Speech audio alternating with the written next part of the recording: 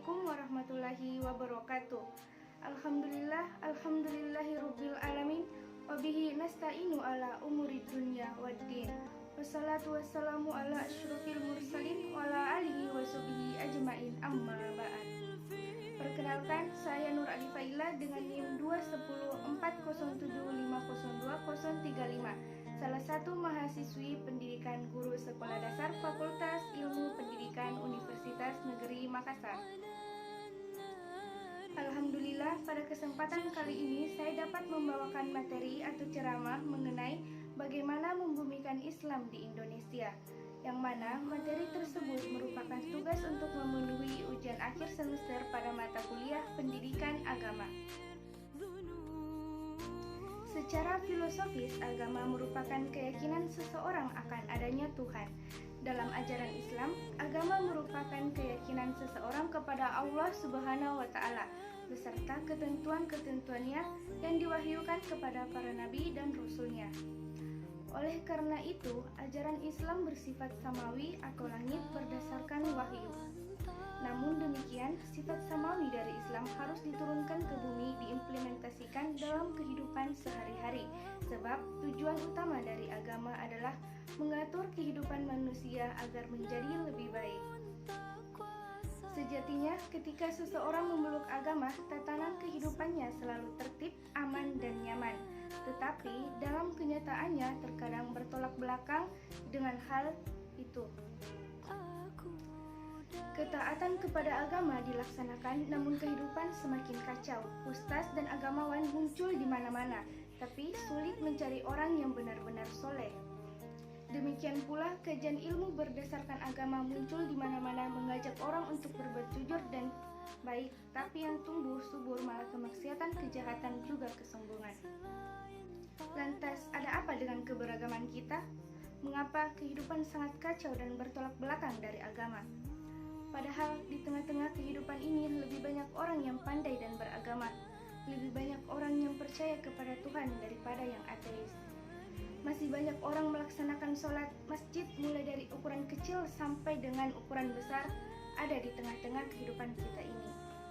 Demikian pula tempat ibadah agama lainnya.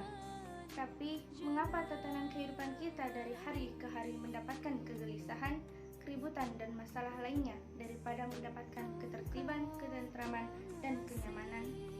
Tentunya, masalah-masalah tersebut terjadi karena dalam diri kita sendiri. Karena kita tidak pernah meluruskan niat ibadah semata untuk mencari ridha Allah Subhanahu wa Ta'ala. Seharusnya kita menanyakan pada diri masing-masing, apakah kita sudah beribadah dengan baik? Meluruskan niat karena Allah Subhanahu wa Ta'ala atau ajaran agama hanya dijadikan pencitraan agar orang-orang memuji kita? Seperti yang telah diketahui, saat ini banyak yang mengaku Islam namun tindakan dan perilakunya tidak sesuai dengan ajaran Islam, atau bisa dikatakan Islam KTP. Ada juga tindakannya sudah sesuai dengan agama namun mempunyai niat lain di balik semua itu.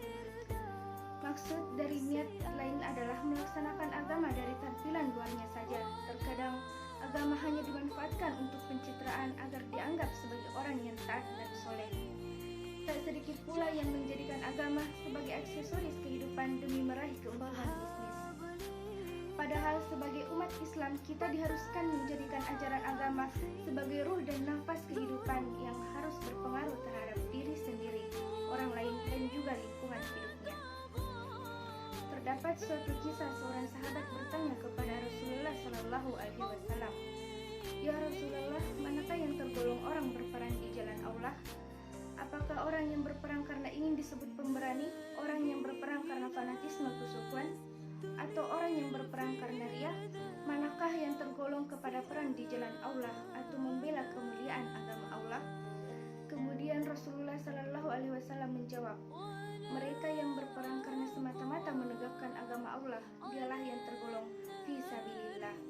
Hadis riwayat Bukhari Muslim, Imam Nawawi, Riyadh Al-Salihi, hadis nomor 8. Dari hadis tersebut sangat jelas bahwa amal perbuatan kita akan bernilai surgawi, dihargai Allah apabila memiliki dorongan karena Allah. Dengan kata lain, ajaran Islam harus selalu mewarnai dan menjadi ruh dalam aktivitas keseharian kita. seorang muslim akan merasakan kehidupan surgawi manakala ia meluruskan niat untuk Allah Subhanahu wa taala serta mampu membumikan ajaran Islam dalam kehidupannya. Terdapat pula suatu kisah tentang seorang perempuan yang rajin beribadah, yang melaksanakan ibadah wajib dan sunnah. Malam-malam dihiasi sholat tahajud dan ibadah sunnah lainnya. Namun sayang, ia tak bisa menjaga lisannya dalam berucap.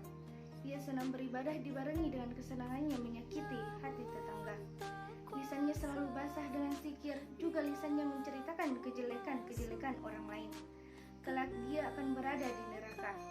Demikian jawaban Rasulullah SAW kepada para sahabat yang menanyakan penerapan ajaran Islam dalam kehidupan sehari-hari. Dalam Al-Quran, seseorang yang rajin beribadah masih tergolong kepada orang yang mendustakan agama dan akan celaka manakala ia membiarkan anak-anak yatim menderita, menghardik, mencerca, dan mengambil hak-hak orang miskin, dan tidak mau berbagi dengan mereka. Quran Surah Al-Ma'un. Dari kisah perempuan yang rajin beribadah tersebut dapat disimpulkan bahwa ajaran Islam bukan hanya dilaksanakan wajib dan sunnahnya, tetapi juga dalam kehidupan sehari-hari kita harus menjaga lisan, perbuatan, atau perilaku terhadap lingkungan sekitar. Karakter atau perilaku terhadap seseorang dan lingkungan sekitar kita pun harus sesuai dengan ajaran-ajaran Islam. Secara bahasa, Islam artinya selamat, menyelamatkan, dan memberi kedamaian. Ajaran Islam akan terasa selamat, menyelamatkan, dan memberi kedamaian manakala Islam dipahami dan diamalkan dalam kehidupan dengan meluruskan niat karena lillahi ta'ala. Nilai-nilai ibadah yang kita langitkan dipraktikkan dalam kehidupan sehari-hari. Ajaran Islam diamalkan dalam kehidupan sehari-hari agar semua makhluk di muka bumi ini merasakan Islam itu nyata. Rahmatan lil alamin, membawa kedamaian, keselamatan, dan kemaslahatan bagi semua alam. Sekian materi yang dapat saya sampaikan, semoga bermanfaat bagi kita semua. Lebih dan kurangnya mohon dimaafkan. Wabillahi taufiq wal hidayah. Wassalamualaikum warahmatullahi wabarakatuh.